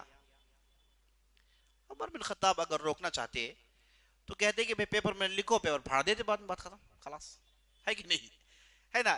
بچوں والی باتیں ہیں. ہاں یہاں پر جو ہوا وہ یہی ہوا جو میں آپ کے سامنے رکھا. اچھا بعض روایتوں میں آتا ہے, وہ روایت سمجھیے کہ اتنی قوی نہیں, انقطاع ہے اس میں, مطلب ایک جگہ ٹوٹی ہوئی ہے. اس روایت میں آتا ہے کہ وہاں پر علی بن ابی طالب تھے. انہوں نے کہا کہ یا رسول اللہ اگر لکھنا ممکن نہیں ہے تو آپ کہیں, میں یاد کر لوں گا. قل فاحفظ. علی بن ابی طالب نے کہا یا رسول اللہ آپ کہہ دیجئے, میں یاد کر لوں گا. تو اس کے بعد نبی صلی اللہ علیہ وسلم نے کہا اوصیکم بالصلاۃ والزکاۃ وما ملکت ایمانکم. میں یہ وصیت کرنا چاہتا ہوں کہ نماز قائم کرتے رہو, زکات دیتے رہو, اور تمہارے پاس جو غلام اور لونڈیاں ہیں ان کے تعلق سے اللہ سے ڈرو. ایک روایت بات آئی ہے, لیکن جیسے آپ بتایا یہ کیا نہیں ہے, بطور دلیل پیش نہیں کی جا سکتی. اس روایت میں انقطاع ہے. لیکن اتنا تو واضح ہے کہ اگر نبی صلی اللہ علیہ وسلم اس حالت میں کچھ بتانا چاہتے تو نبی صلی اللہ علیہ وسلم کی یہی وصیت ہوتی کہ نبی صلی اللہ علیہ وسلم نماز کی بات کرتے, توحید کی بات کرتے, عمل کی بات کرتے, یہی بات نبی صلی اللہ علیہ وسلم بات کرتے. وہاں پر علی بن ابی طالب کے لیے خلافت کو بنانے کے لیے کچھ وہاں پر سیناریو آئی نہیں. یہ چیز ہمیں اچھی طریقے سے جان لینا چاہیے. اچھا ٹھیک ہے, یہ مان لیجئے کہ نبی صلی اللہ علیہ وسلم واقعی خلافت لکھ کر دینا چاہتے تھے. یہ واقعہ ہے جمعرات کا. اس کے بعد جمعے کا دن تھا, ہفتے کا دن تھا, اتوار کا دن تھا, پیر کا دن تھا, 4 دن تھے. اگر خلافت دینا ہی تھا تو مجلس جانے کے بعد بول دیتے کسی کو, بات ہی ختم, لکھ کر رکھ دیتے, بات ہی ختم. تو یہاں پر اسے اچھی طریقے سے بات سمجھ لیجئے. یہاں پر جو ہوا وہ صرف یہ تھا کہ عمر بن خطاب نے نبی صلی اللہ علیہ وسلم کو ڈسٹرب نہیں کرنا چاہا, انہیں زحمت دینا نہیں چاہی. اور نبی صلی اللہ علیہ وسلم ہر حالت میں امت کا فکر کرتے ہیں, چاہے جیسی بھی حالت ہو وہ اپنی عبادتیں نہیں چھوڑتے, چاہے جیسی بھی حالت ہو لوگوں سے ملتے رہتے ہیں. صحابہ جا کر نبی صلی اللہ علیہ وسلم کی راحت اور ان کے پریشانیوں کے سامان کو ختم کر کے انہیں راحت دینے کی کوشش کرتے تھے. یہی تو غریب لوگوں کا کام ہے. غریب لوگ کبھی نہیں کہیں گے بھائی چلو انہیں تکلیف دیتے رہو, تکلیف ایسا نہیں کہیں گے نا. غریب کے جو لوگ ہوں گے انہیں کہیں گے کہ بھائی آپ تکلیف مت جھیلیں, زحمت مت جھیلیں, ریسٹ لیں, اپنی صحت کو دیکھ لیں, یہی تو کہیں گے. تو اس بنیاد پر عمر بن خطاب نے کہا تھا, اس کے علاوہ یہاں پر کوئی دوسرا مقصد نہیں. اب دیکھیے اس روایت میں جو آپ کے سامنے روایت بیان کر رہا ہوں, یعنی یہ جو نبی صلی اللہ علیہ وسلم کے پاس جو واقعہ پیش آیا, نبی صلی اللہ علیہ وسلم نے کہا کہ لاؤ میں لکھ کر دے دیتا ہوں, یہ جو روایت ہے بالکل صحیح روایت ہے. اس روایت میں آیا ہے کہ فرجال من اہل البیت, نبی صلی اللہ علیہ وسلم کے خاندان والے وہاں پر پورے موجود تھے. اگر عمر بن خطاب نے کہا خاندان والے ادھر تھے تو علی بن ابی طالب بھی وہاں پر تھے اتفاقاً. 101% شیعہ ہو کے سنیوں سب مانتے ہیں وہاں کون تھے؟ علی بن ابی طالب موجود تھے. تو علی بن ابی طالب کیا کرتے؟ اگر یہاں پر مسئلہ ہوتا تو علی بن ابی طالب کیا کرتے؟ وہ کہتے کہ نہیں یہاں پر لائیے کچھ لکھ کے دینا چاہتے ہیں. کہتے ہی نہیں کہتے. یعنی جتنے بھی یہ لوگ دلائل پیش کرتے ہیں وہاں پر علی بن ابی طالب تھے, وہ خاموش تھے, انہوں نے کچھ نہیں کہا. اور اس کے بعد کہتے ہیں کہ یہاں پر علی پر ظلم ہوا, فلاں پر ظلم. وہ تو موجود تھے نا بھائی, ان پر اگر ظلم ہو تو اٹھ کے کھڑے ہوتے, کہتے کہ مجھ پر ظلم ہوا ہے کہ نہیں, آواز اٹھاتے. تو بہرحال یہ جو بات جو ہے بات کا بتنگڑ بناتے, اس کی بھی کوئی بنیاد نہیں. آخری ایک ڈاؤٹ آپ کے سامنے رکھ کے یہ مجلس ختم کر دیتا ہوں. آخری ڈاؤٹ کیا ہے؟ غدیر کا واقعہ ہے. ابھی حال میں چند مہینوں پہلے یہ بڑے بڑے پوسٹرز لگائے گئے ہے نا, عید الغدیر, عید الغدیر, عید الغدیر. وہ کیا ہے جان لیجیے. عید الغدیر یہ اس لیے اس بات کا بتنگڑ بناتے ہیں کیونکہ اس موقع پر نبی صلی اللہ علیہ وسلم نے علی بن ابی طالب کی تعریف کی, اور اس موقع پر نبی صلی اللہ علیہ وسلم نے آل البیت کے ساتھ اہتمام کرنے کا حکم دیا. یہ بات یہاں تک صحیح ہے. غدیر کہتے ہیں کنویں کو. ایک کنواں جس کا نام خم تھا, اس کے آس پاس یہ واقعہ پیش آیا. اس واقعے کو سمجھنے کے لیے آپ تھوڑا اوپر جائیے, اوپر سے نیچے آئیں گے تو بات سمجھ میں آئے گی. ہوا یہ کہ خالد بن ولید کو نبی صلی اللہ علیہ وسلم نے یمن کو بھیجا تھا, یہ ایک لڑائی میں ایک ذمہ داری کے لیے. وہاں لڑائی ختم ہوئی, وہاں سے خالد بن ولید نے نبی صلی اللہ علیہ وسلم کو خط لکھا, کہا یا رسول اللہ ہمارے پاس ڈھیر سارا مال غنیمت جمع ہو گیا ہے, آپ کسی کو بھیجیں وہ آ کے یہاں پر تقسیم کریں. کیوں خالد بن ولید تقسیم نہیں کر رہے ہیں؟ کیونکہ مال غنیمت کو تقسیم کرنا یہ علمی کام ہے. خالد بن ولید علم کے میدان کے آدمی نہیں ہیں, وہ تو جہاد کے میدان کے آدمی ہیں. ہر آدمی کو اپنی کیپیسٹی جانتے تھے, ہے کہ نہیں. ہمارے پاس کیا ہے, پورا مجھے پورا معلوم ہے نا, یہ ہم لوگ ہیں. صحابہ کو معلوم تھا کہ ہمارا کیا لیول ہے اور ہم کس کے آدمی ہیں. خالد بن ذہین آدمی ہے. کہا کہ بھائی یہ حساب کتاب علمی کام ہے, میرا کام نہیں ہے. فوراً خط لکھ کے کہا کہ یا رسول اللہ آپ کسی کو بھیجیے آ کے یہ مال کی تقسیم کریں. تو نبی صلی اللہ علیہ وسلم نے فوراً کسے بھیجا؟ اس میدان کے آدمی علی بن ابی طالب سے کہا کہ آپ جائیے مال غنیمت تقسیم کریے, اس کے بعد مجھے آ کر ملیے حج میں, کیونکہ نبی صلی اللہ علیہ وسلم حج کے لیے نکل رہے تھے. اب وہاں سے علی بن ابی طالب گئے, اور بھیجا کس نے تھا؟ نبی صلی اللہ علیہ وسلم نے. اور علی بن ابی طالب گئے, مال غنیمت کی تقسیم کی. کیسے تقسیم کرتے ہیں؟ یہاں پر لڑائی کے بعد جگہ فتح ہوئی ہے تو تقسیم کیسے ہوگی؟ لڑائی کے بعد فتح ہوئی ہے, تقسیم کیسے ہوگی؟ 80% مجاہدین میں. تو علی بن ابی طالب نے بالکل پورے علم کے ساتھ یہی کام کیا, کہا کہ 80% یہ مجاہدین میں تقسیم کر دی, اور باقی کا جو 20% ہے اسے پیک کیا اور کہا کہ یہ نبی صلی اللہ علیہ وسلم کو بھیجا جائے گا. اچھا, مال غنیمت میں کیا ہے؟ ہمیشہ سکے نہیں ہوتے. مال غنیمت میں کپڑے ہوتے ہیں, مال غنیمت میں گھوڑے ہوتے ہیں, مال غنیمت میں اونٹ ہوتے ہیں, مال غنیمت میں بکرے بکریاں ہوتی ہیں, مال غنیمت میں بھینس ہوتے ہیں, ہے کہ نہیں. یہ سب تو سامان ہے. مال غنیمت میں غلام بھی ہوتے ہیں کہ نہیں ہوتے ہیں. اسلام میں جو غلام کا سسٹم ہے, اس پر ہم نے ایک زمانے میں بڑی تفصیل سے گفتگو کی ہے. اگر آپ براہ کرم کر کے نیچے لنک ڈال دو اچھا ہوگا. سلیوری ان اسلام بول کر ہم نے ایک لمبی گفتگو کی, اس میں بہت سارے شبہات کا ہم نے ازالہ کیا. تو یہ جو غلام کا جو اسلامی سسٹم ہے وہ صرف لڑائی میں پیدا ہوتا ہے. اللہ کے راہ میں جو لوگ جہاد لڑتے ہیں, اس جہاد میں کفار آپ کو قتل کرنے کے لیے آ گئے, تو کفار جو آپ کے پاس پھنس گئے انہیں قتل کرنا چاہیے. اسلام کہتا ہے کہ بھائی قتل مت کرو, انہیں غلام بنا کے اپنے پاس رکھ لو. خون بہانے کے بجائے اسلام میں کہتا ہے کہ بھائی خون بہانے کی ضرورت نہیں, انہیں ہے نا غلام بنا کے اپنے پاس رکھ لو. اسلام یہ نہیں کہتا کہ جو ہے نا معاف کر دو. معاف کرے تو کیا ہوگا؟ کیا ہوگا؟ جا کے پھر تیار ہو کے آگے لڑنے. عقل مندی ہے معاف کرنے میں؟ معاف کر دیا آپ، کہا کہ چھوڑو بھائی غلطی سے تلوار لے لے کو آگے معاف کرو، بس 2 تلوار لے گا اس کے بعد ہے نا. یہ عقل مندی نہیں ہے. اسلام نے کہا کہ نہیں، یہ آ گیا ہے قتل کرنے کے لیے آیا تھا، اسے قتل کرنا ہی حق ہے، لیکن خون بہانے کی ضرورت نہیں. اسے معاف کر دو، قتل مت کرو، اسے اپنا غلام بنا لو، اپنے ساتھ رکھو. تم مسلمان ہو، تمہارے اچھے اخلاق ہیں، ہے نا، تمہارے پاس اچھا دین ہے، ہو سکتا ہے کہ مسلمان ہو گیا. جب مسلمان ہو گیا تو رہا کر دو، ہے کہ نہیں.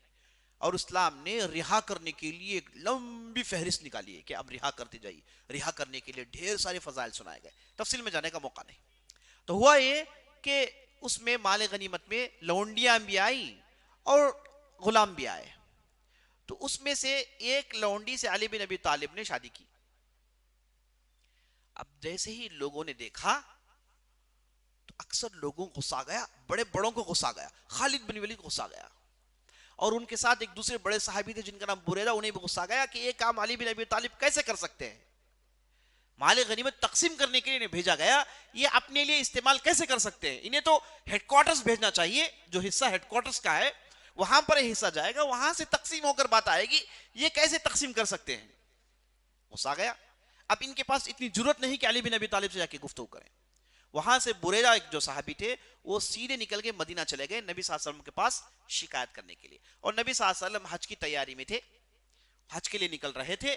تو نبی صلی اللہ علیہ وسلم جب بریدہ ان کے پاس گئے، جا کے شکایت کی کہ علی بن ابی طالب نے اتنی بڑی غلطی کی کہ جو 20% جو آپ صلی اللہ علیہ وسلم آپ کا حق ہے اس میں علی بن ابی طالب نے نعوذ باللہ ایسا کیا، ایک لونڈی کو اپنے لیے اختیار کر لیا، ایک لونڈی کو اپنے لیے چن لیا.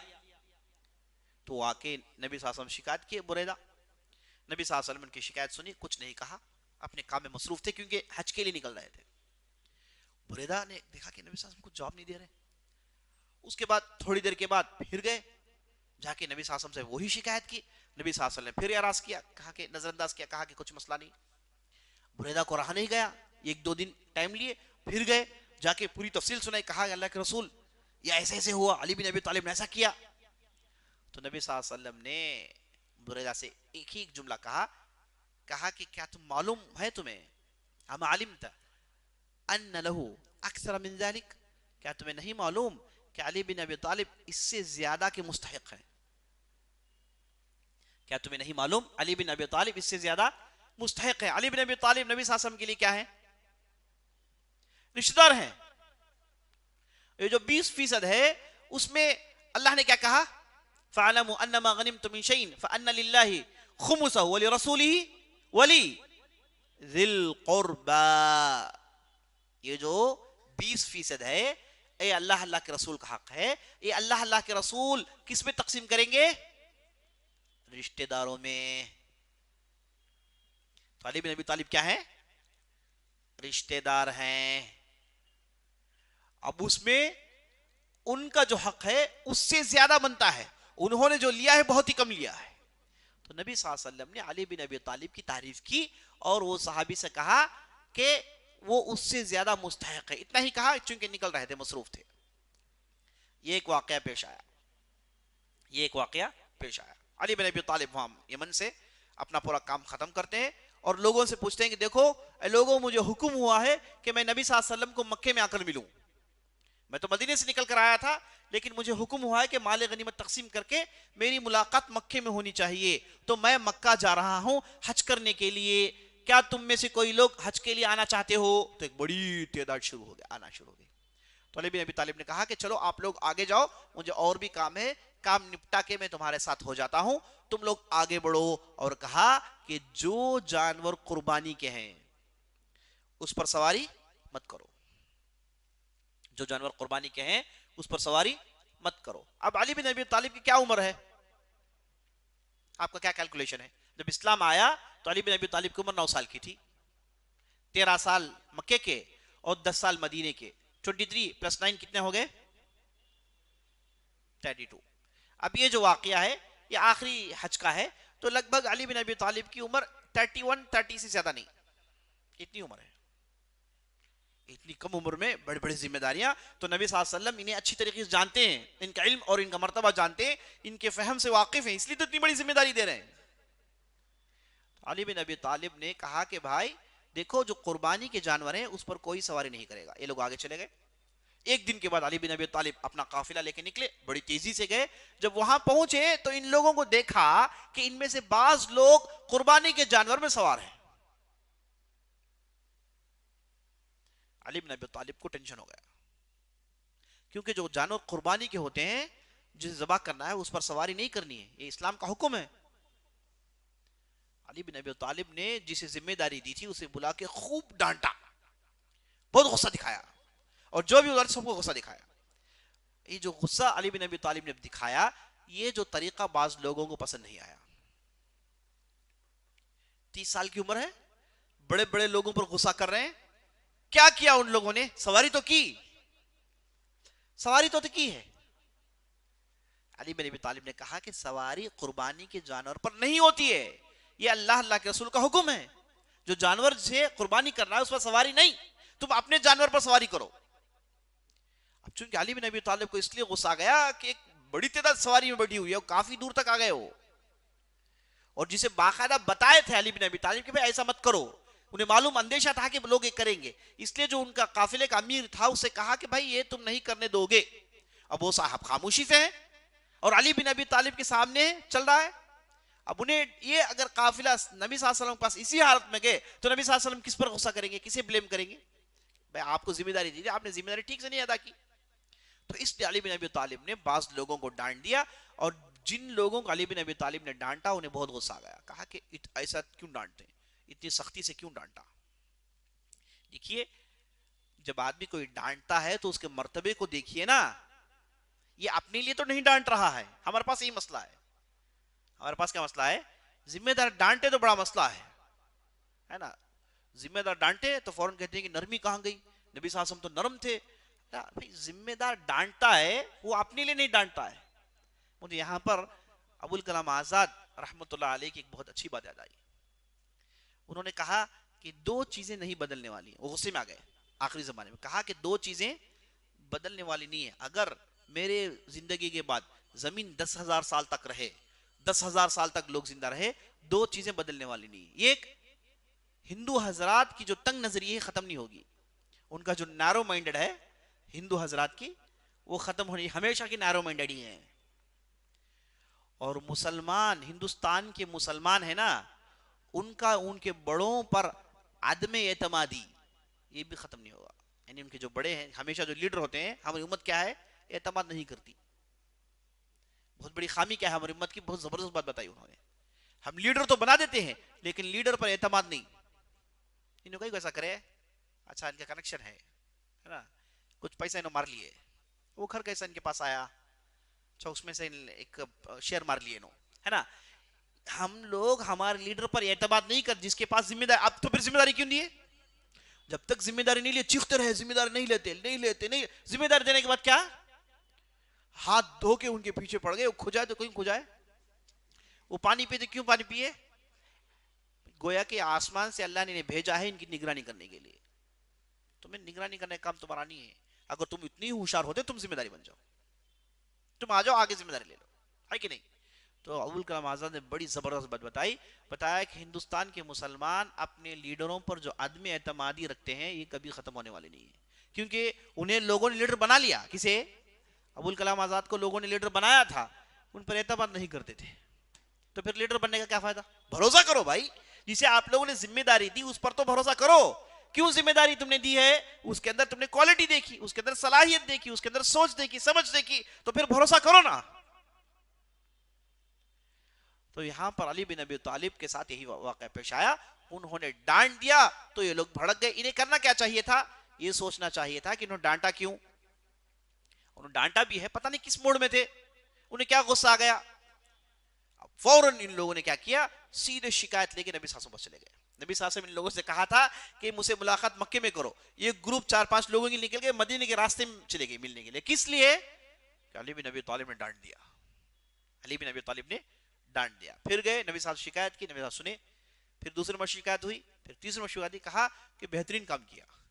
نبی صاحب نے کہا کہ بہترین کام کیا علی بن ابی طالب نے, فقد احسن, بہترین کام کیا انہوں نے. سب خاموش. اب بتاؤ جرت, سب خاموش ہو گئے. تو یہ دو واقعات پیش آ گئے تھے جس سے اکثر لوگ علی بن ابی طالب کو بدنام کرنا چاہتے تھے.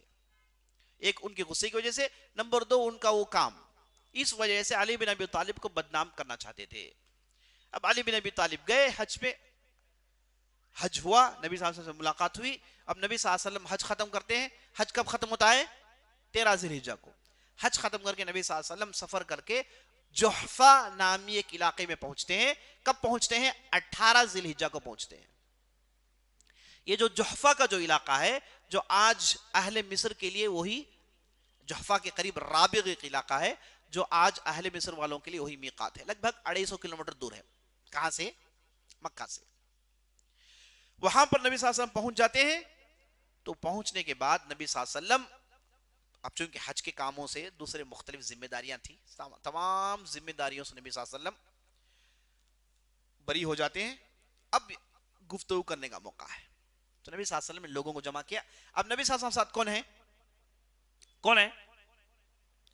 مکہ والے تو نہیں ہوں گے, کیونکہ راستہ مکہ کا تھوڑی ہے, مکہ کا راستہ تو ہی ختم ہو گیا, وہ کیوں آئیں گے نبی صلی اللہ علیہ وسلم؟ عراق والے نہیں ہیں. اب نبی صلی اللہ علیہ وسلم ساتھ ہیں مدینہ والے,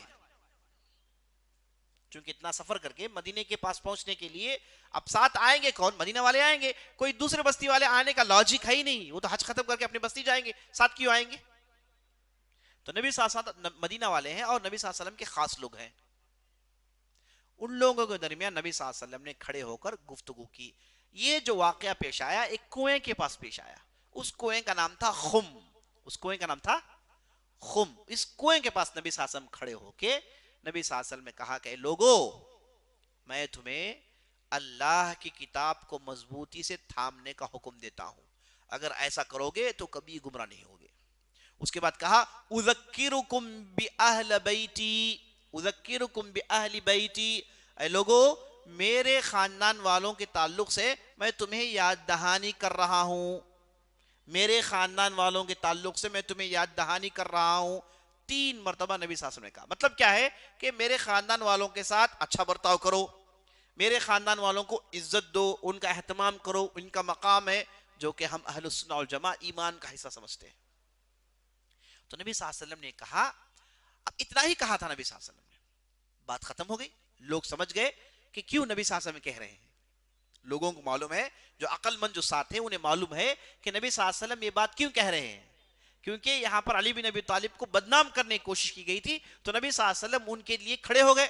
جبکہ ایسے کام نبی صلی اللہ علیہ وسلم ابوبکر صدیق کے ساتھ کیا, عمر بن خطاب کے ساتھ کیا ہے, دوسروں صحابہ کے ساتھ کیا. جب ان پر لوگوں نے انہیں بدنام کرنے کی کوشش کی تو نبی صلی اللہ علیہ وسلم کھڑے ہو گئے, کہا کہ بھئی ایسا مت کرو, یہ تو ہمارے خاص آدمی ہیں, یہ ایسا نہیں کر سکتے. کئی مرتبہ ہم دیکھیں. تو اس بار چونکہ علی بن ابی طالب کو ایمن والے بدنام کرنا چاہتے تھے, تو یہاں پر نبی صلی اللہ علیہ وسلم نے کہا کہ وہ میرے خاندان سے ہے, اس کا تو کچھ پاس لحاظ کر لو, وہ صاحب نے کوئی غلطی کی نہیں, تم خامخواہ اس پر چڑھے جا رہے ہو. تو نبی صلی اللہ علیہ وسلم نے یہ بات کہی. اتنا ہی تھا. اب وہاں سے پھر نبی صلی اللہ علیہ وسلم نکل گئے, واپس مدینہ پہنچ گئے, بات ختم. اب یہاں پر چونکہ نبی صلی اللہ علیہ وسلم نے اہل بیت کے تعلق سے کہا, تو ہمارے حضرات کے لیے کیا ہے, ڈوبتے کو تنکے کا سہارا پکڑ لیا. کہا کہ اتنا نہیں, اور ایکسٹرا فکس کیا. کیا کہا کہ اس کے بعد علی بن ابی طالب کو نبی صلی اللہ علیہ وسلم نے بلایا اور لوگوں سے کہا کہ ان کے ہاتھ میں بیعت کرو. لوگوں سے کہا کہ ان کے ہاتھ میں بیعت کرو. عقل ہے, پاگل ہو گئے؟ اگر ان کے ہاتھ میں بیعت کر تو پھر نبی صلی اللہ علیہ وسلم کیا ضرورت ہے؟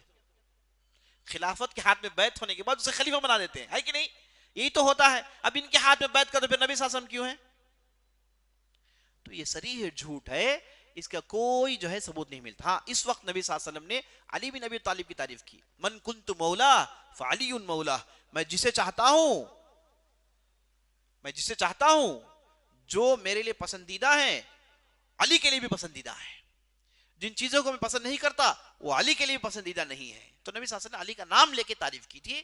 تو فوراً لوگوں نے کہا کہ یہاں پر علی بن ابی طالب کی خلافت کے لیے نبی صلی اللہ علیہ وسلم نے کہا, لوگوں کے ہاتھوں میں بیعت لی, فلانی ایک لمبا واقعہ انہوں نے گھڑا جس کی کوئی حقیقت نہیں ہے. اتنا ہی ہوا, بس ختم.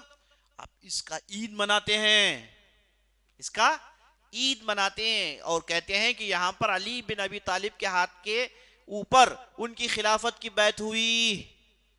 یہ حدیث ہمارے پاس موجود ہے, صحیح حدیث ہمارے پاس موجود ہے. اب ان کے پاس کوئی حدیث نہیں اس حدیث میں, آپ آ کر چیک کریے کہ کہاں ہے وہ. اور اس کے بعد کہتے ہیں اس موقع پر اللہ نے قرآن کی آیت نازل کی. کیا آیت؟ یا ایھا الرسول بلغ ما انزل الیک فإن لم تفعل فما بلغت رسالتہ. اے نبی صلی اللہ علیہ وسلم, لوگوں کے پاس اللہ کے دین کو پہنچاؤ, اگر نہیں پہنچاؤ گے تم نے تمہارے رسالت کو پورا نہیں کیا. اللہ نے قرآن کی آیت کب نازل ہوئی؟ یہ پتہ نہیں کب نازل ہوئی. آگے والی سورہ مائدہ کی آیت ہے. ان لوگوں نے کہا کہ خم کے موقع پر آیت نازل ہوئی. یہ آیت اصل میں کیسی تھی آپ کو میں نے پہلے بتایا. یا ایھا الرسول بلغ فی علی, فی علی کا لفظ اس میں تھا, اسے ڈیلیٹ کر دیا گیا اور یہ آیت اس وقت نازل ہوئی. اور جو ہے اس میں اللہ نے اللہ کے رسول کو ڈرایا, کہا کہ اے اللہ کے رسول تم علی کے بارے میں لوگوں تک بات پہنچاؤ, اگر تم ان کی خلافت نہیں پہنچاؤ گے تو تم نے تمہارا رسالت پورا نہیں کیا. تو نبی صلی اللہ علیہ وسلم گھبرا گئے اور نبی صلی اللہ علیہ وسلم کھڑے ہو کے لوگوں سے علی کے لیے بیعت لیتے ہیں. جب لوگوں کے ہاتھوں میں علی کے لیے بیعت لے لیا گیا تو اس کے بعد اللہ نے قرآن میں آیت نازل کی کہ الیوم اکملت لکم دینکم واتممت علیکم نعمتی ورضیت لکم اسلام دینا, کہ آج ہم دین کو مکمل کرتے ہیں, آج ہم آپ سے راضی ہیں, آج ہم جو ہے یہ جو اسلام آپ کو ہم چن کر دیتے ہیں. یہ جو آیت ہے کہتے ہیں کہ اس کے بعد آیت نازل ہوئی جو کہ جھوٹ پر جھوٹ ہے, جھوٹ پر جھوٹ ہے. پہلی یا ایھا الرسول بلغ, یہ پرانی آیت ہے, مدینے کے زمانے کی آیت ہے. یہ جو واقعہ ہے اس سے کئی سال پہلے یہ آیت نازل ہوئی تھی. اور اس کے بعد وہ آیت جس میں دین مکمل ہونے کی بات ہوئی وہ آیت مکے میں نازل ہوئی جب نبی صلی اللہ علیہ وسلم حج پر تھے. حج ہو گیا, بعد میں جمع ہوئے, کہیں کا کہیں فکس کیا, آیت میں علی کو ٹھونسا, گھمایا پھرایا, علی کی خلافت کو ثابت کرنے کی کوشش کی. یاد رکھ لیجئے یہ سب ممکن نہیں. اللہ کا کلام محفوظ ہے, اس میں ایڈیشن کریں گے تو کفر ہی کریں گے, اس کے علاوہ کچھ اور نہیں کریں گے. تو یہ ایک اہم شبہ ہے, ایک اہم ڈاؤٹ ہے جو وہ سامنے رکھنے کی کوشش کرتے ہیں. یہ جو اہم باتیں تھیں ڈاؤٹس کو لے کر میں نے آپ کے سامنے رکھ دی. اللہ سے دعا کرتے ہیں کہ ہم نے جو بھی کہا ہے جو بھی سنا ہے اس کے مطابق عمل کرنے کی توفیق بخشے. سبحان ربک رب العزت عما یصفون وسلام علی المرسلین والحمد للہ رب العالمین. موضوع کے متعلق کوئی سوال ہے تو کریے گا.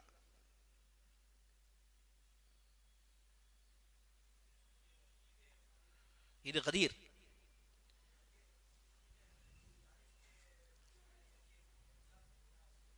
نہیں یہ عید غدیر جو مناتے ہیں جیسے آپ نے سنا یہاں پر علی بن ابی طالب کا نام لے کے نبی صلی اللہ علیہ وسلم تعریف کی, اور علی بن ابی طالب آل البیت میں سے ہیں اور آل البیت کے اہتمام کا حکم دیا تو ان کے لیے موقع مل گیا. کہا کہ یہاں پر خلافت کی بات ہوئی تھی, علی بن ابی طالب کو خلیفہ بنانے کی بات ہوئی تھی اور اہل سنہ نے اس واقعے کو چھپا دیا. ہم اس دن عید منائیں گے, اس لیے منائیں گے کہ یہاں پر جو واقعہ ہوا ہے وہاں پر علی کی خلافت ثابت ہوتی ہے, جبکہ ویسا کچھ ہے ہی نہیں, جبکہ ویسا کچھ ہے ہی نہیں. پوری تفصیل آپ کے سامنے آ گئی. ٹھیک ہے, مجلس ختم کرتے ہیں. اللہ سے دعا کرتے ہیں ہم نے جو بھی کہا جو بھی سنا اس کے مطابق عمل کرنے کی توفیق بخشے.